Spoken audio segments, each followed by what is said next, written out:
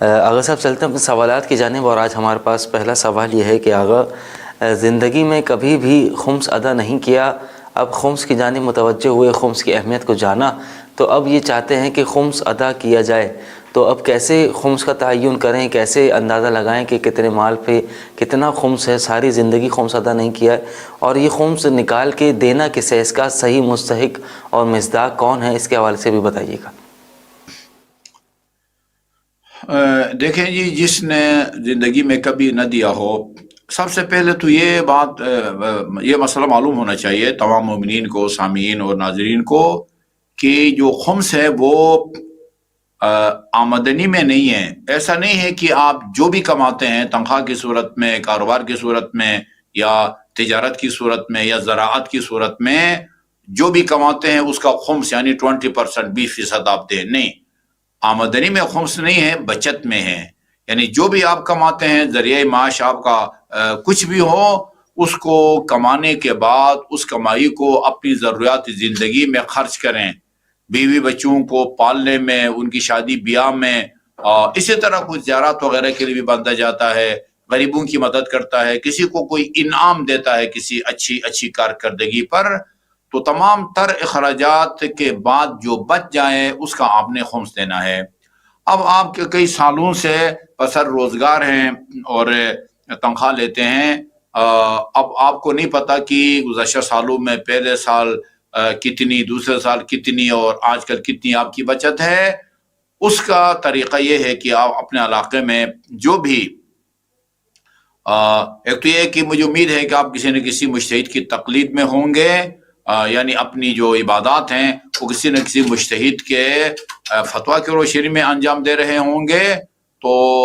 آپ کے علاقے میں جو بھی آپ کے مجتہد کا کوئی با اختیار وکیل ہے، اس کے پاس جا کے یہ اپنی جو صورتحال ہے وہ بیان کر دیں، کہ میں اتنے سال سے برسر روزگار ہوں، اور اگر ممکن ہو تو آپ نے موٹی موٹی چیزیں جو اپنی سروس کے دوران، کاروبار کے دوران آپ نے خریدی ہوئی ہے، گاڑی ہے، واشنگ مشین ہے، فریج ہے، یا اس طرح کی اور چیزیں، فرنیچر، ان کی بھی ایک لسٹ بنائیں، اور امکانی صورت میں اس کے آگے اس کی قیمت خرید بھی وہ لکھیں، اور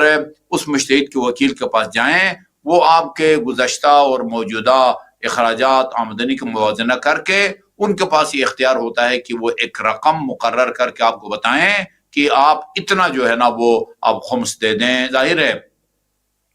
خمس جو آپ نکالتے ہیں 5واں حصہ یا 20%، اس کو 2 حصے کیے جاتے ہیں۔ ان میں جو مال امام ہے وہ خرچ کیا جاتا ہے،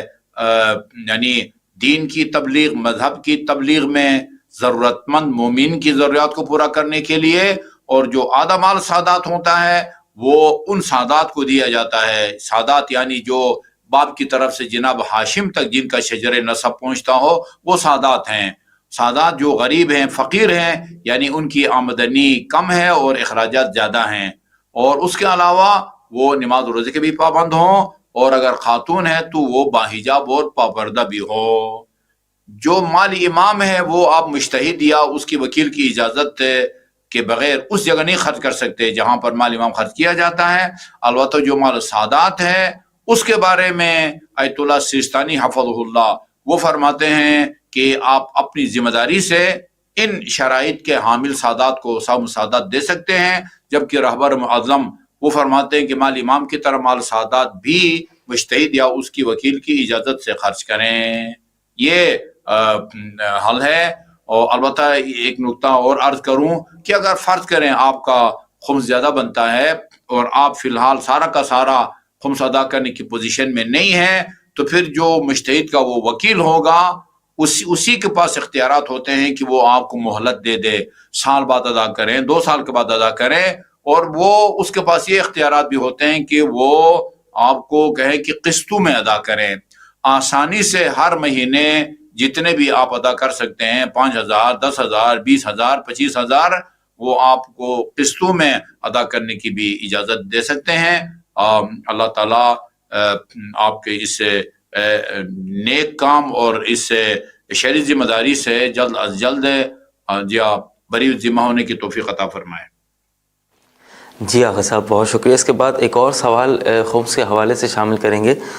پوچھنے والے نے یہ پوچھا ہے کہ آغا صاحب یہ بتا دیجئے کہ میری تنخواہ جو ہے وہ 30,000 روپے ماہانہ ہے اور میرے گھر کا خرچ 40 سے 45,000 روپے ماہانہ ہے، اور اس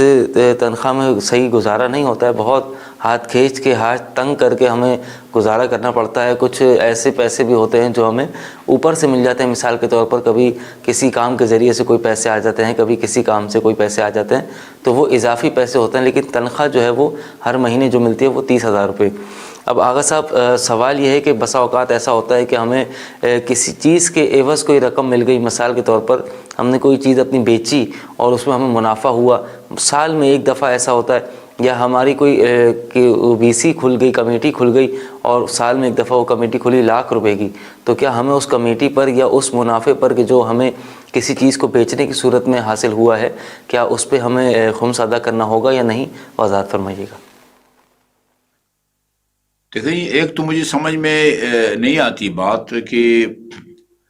یہ ان کی تنخواہ 30,000 ہے اور خرچہ جو ہے 35-40,000 ہے، تو پھر وہ کمیٹی کس طرح ڈالتے ہیں؟ کمیٹی میں تو ہر مہینے میں جو ہے نا وہ قسط بھرنی پڑتی ہے، تو بہرحال وہ میں نے عرض کیا ہے کہ بچت ہے تو خمس ہے، بچت نہیں ہے تو خمس نہیں ہے،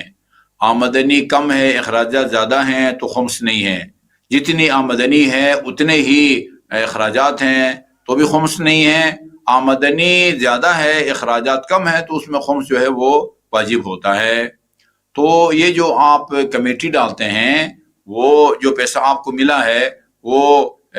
کمیٹی ڈالتے ہیں، اور یہ ادھر کمیٹی میں دینے کے 1 سال کے تک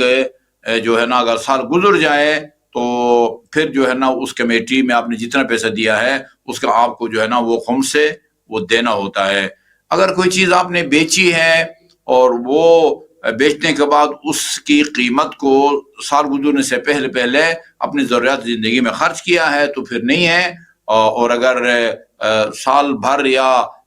ساری اس کی قیمت یا کچھ بچ جائے سال کے آخر میں تو اس کا پھر آپ کو خمس دینا ہوگا۔